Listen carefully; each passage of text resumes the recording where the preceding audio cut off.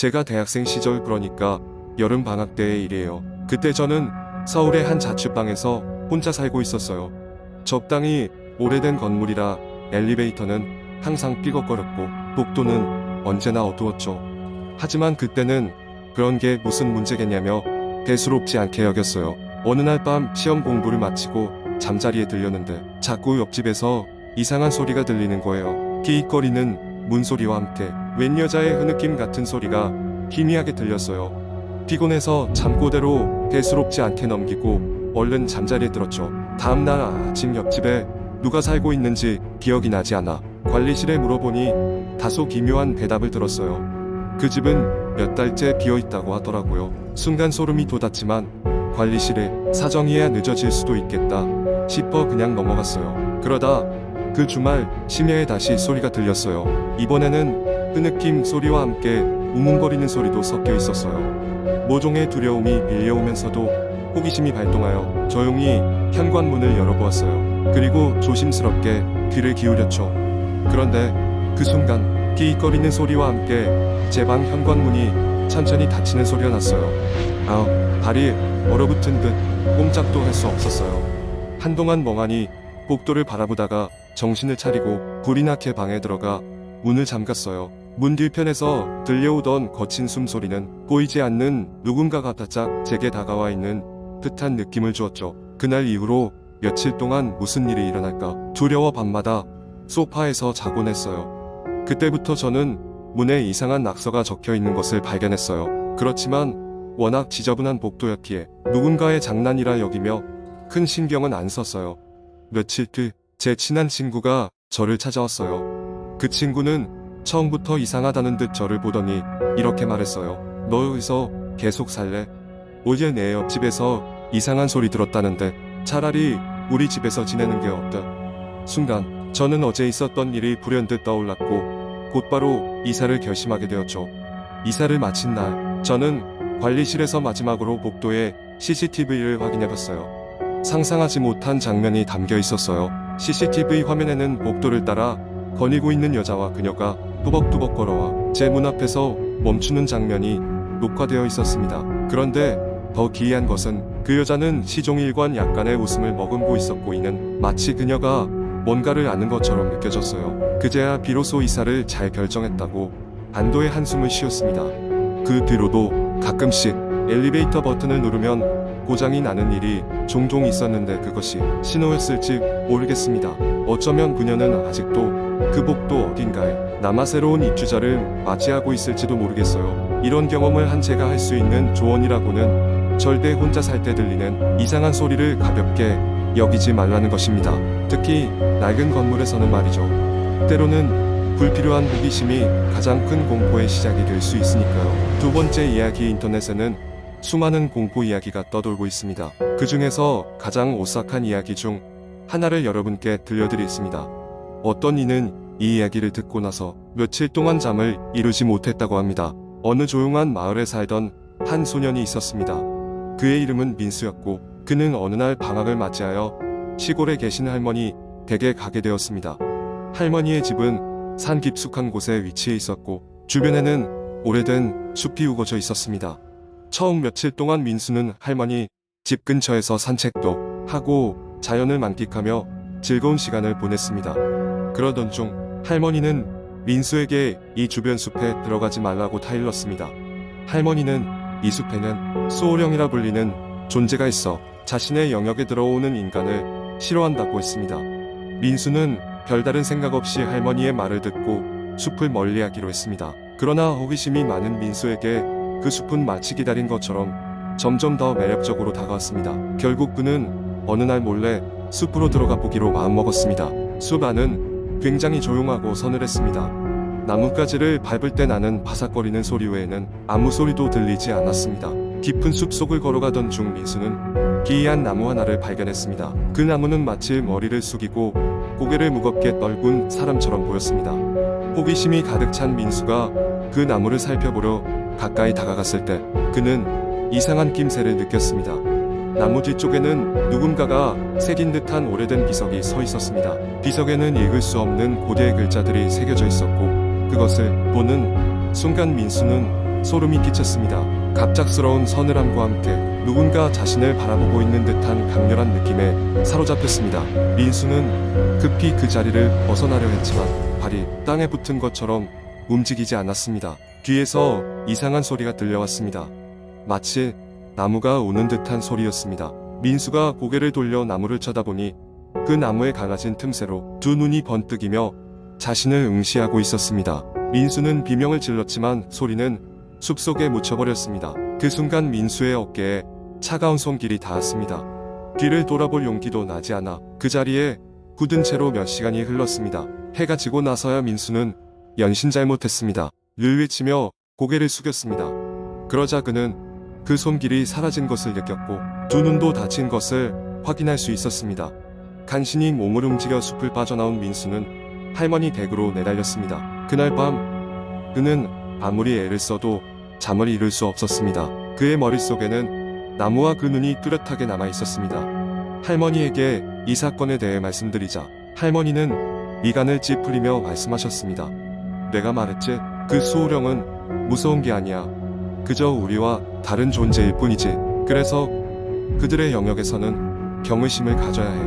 이제 두 번 다시 그 숲에 들어가지 마라. 이후로 민수는 할머니 댁에 갈 때마다 숲을 멀리했고 그날의 사건을 평생 잊지 않았다고 합니다. 하지만 마음 한구석에서는 그 눈길과 그 손길의 주인이 그저 위협적이지 않다고 무엇인가를 경계하고 싶었을 뿐이라고 믿고 싶었다고 합니다. 이 이야기를 듣고 나서 여러분은 어떠셨나요? 그런 존재가 실제로 우리 곁에 있지 않을까 하는 생각에 잠 못 이루지 않을까요? 세 번째 이야기였으나 나는 한적한 시골 마을에 위치한 작은 민박집에서 짧은 휴가를 보내기로 했다. 평소 바쁜 도시 생활에 지쳐있던 나는 조용하고 평화로운 곳에서의 휴식을 기대하고 있었다. 민박집은 오래된 한옥 형태였으며 주위에는 높은 산과 울창한 숲이 둘러싸고 있었다. 도착했을 때 주인 아주머니는 나를 반갑게 맞이하며 방으로 안내해 주었다. 방은 전통적인 온돌방으로 아늑했고 커다란 나무 창문이 숲으로 이어진 풍경을 한눈에 담고 있었다. 내가 도착하고 첫날 저녁 아주머니는 맛있는 저녁 식사를 준비해 주셨다. 그리고 식사 후 나는 뒷산을 잠시 산책하기로 했다. 밤하늘에는 별이 총총히 빛나고 있었고 시원한 바람이 내 얼굴을 스쳤다. 산책로는 잘 정비되어 있었으나 이상하게도 그날따라 오싹한 기분이 들었다. 마치 누군가 나를 지켜보고 있는 것 같은 느낌이었다. 도중에 멈춰 섰을 때 멀리서 어린아이의 웃음소리가 들리는 것 같았다. 이 시간에 산에 아이들이 있을 리가 없는데 하며 이상함을 느낀 나는 서둘러 민박집으로 발걸음을 돌렸다. 민박집으로 돌아와서는 따뜻한 온돌방 이불 속으로 몸을 움츠렸다. 그러나 이상한 기분은 사라지지 않았다. 곧이어 잠이 들었고 꿈에서 이상한 장면을 목격했다. 나는 민박집의 복도를 걷고 있었는데 끝도 없이 이어지는 그 복도 끝에서 흰 옷을 입은 여인이 나를 바라보고 있었다. 그녀의 얼굴은 보이지 않았지만 그저 서늘한 기운에 두려움이 온몸을 휘감았다. 다음날 아침 나는 깨어나서도 꿈에 대한 짐짐함이 남아있었다. 아침 식사를 마치고 아주머니에게 가볍게 밤의 사건에 대해 물어보았다. 그런데 아주머니는 순간 표정이 굳어지며 말했다. 아, 그곳은 예전에 아닙니다. 그냥 옛날 얘기지요. 그녀는 화제를 바꾸려 했지만 나는 호기심이 생겨 더 물어볼 수밖에 없었다. 결국 아주머니는 조심스레 이야기를 시작했다. 몇십 년 전 이 마을에는 한 가정이 살고 있었는데 그 집의 작은 소녀가 산에서 실종되었다고 했다. 당시 마을 사람들은 밤마다 울려 퍼지는 아이의 웃음소리를 들었다고 했지만 누구도 그 소리를 따라가 보지 못했다고 한다. 이 일은 결국 미제로 남았고 그 후 마을 사람들 사이에서는 그 소녀의 영혼이 아직도 산을 맴돌고 있다고 했다. 이 이야기를 듣고 나니 나는 더 이상 그곳에서 머무를 수가 없었다. 자리에서 일어나 짐을 싸기 시작했다. 아주머니는 아무 말 없이 나를 바라볼 뿐이었다. 민박집을 빠져나와 도로로 향할 때 다시 한번 뒤를 돌아보았다. 그 순간 창문 너머로 누군가의 시선이 느껴졌다. 분명 아무도 없었는데도 말이다.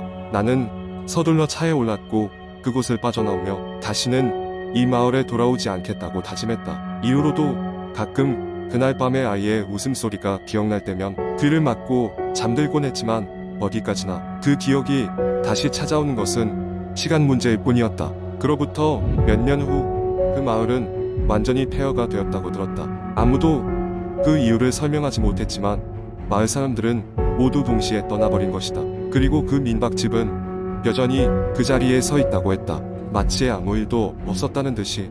네 번째 이야기. 옛날 한국의 한적한 시골 마을 사람들은 이곳을 가려진 마을이라고 불렀다. 그 이유는 산이 마을을 둘러싸고 있어 외부 세계와의 연결이 거의 단절되어 있기 때문이었다. 이 마을엔 오랜 전설이 내려오고 있었다.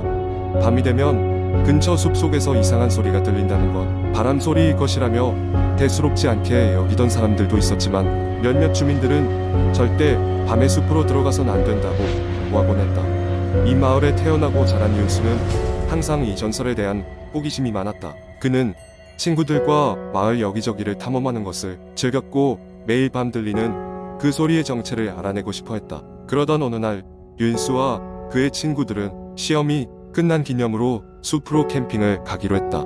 그들은 모닥불을 피우고 웃음소리로 숲을 가득 채웠다. 밤이 깊어지며 주변이 고요해질 무렵 그들은 숲속 깊은 곳에서 이상한 비명소리를 들었다. 들었어? 이게 그 소리야. 윤수는 흥분을 감추지 못했다. 아직도 호기심에 젖어있던 그는 친구들을 설득해 소리의 근원을 찾으러 가자고 했다. 다소 망설였던 친구들도 결국 그 호기심에 이끌려 함께 가기로 했다. 그들은 플래시 라이트를 들고 소리를 따라 걷기 시작했다. 숲은 점점 더 짙어지고 그들의 발걸음은 더 조심스러워졌다. 한참을 걸었을 때 그들은 오래된 버려진 집을 발견했다. 집은 얼룩진 벽돌과 잡초로 가득했으며 여전히 그 소리는 집안에서 들려오는 것 같았다.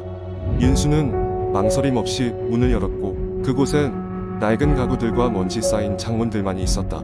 그 순간 그들은 갑자기 바닥에서 한기를 느꼈다. 뭔가 잘못된 것을 깨달은 듯 친구들은 돌아가자고 주장했다.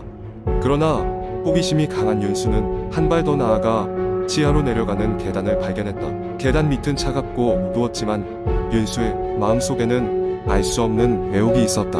지하실에 도착했을 때 그곳엔 고풍스러운 나무로 된 커다란 문이 있었다. 그 문을 열자마자 끔찍한 냄새와 함께 어두운 그림자들이 빠르게 흩어졌다. 그들은 그 곧바로 뒷걸음질 쳤지만 뭔가가 그들을 잡아 끌기 시작했다. 절망 속에서 윤수는 친구들을 끌어당기며 미친 듯이 도망쳤다.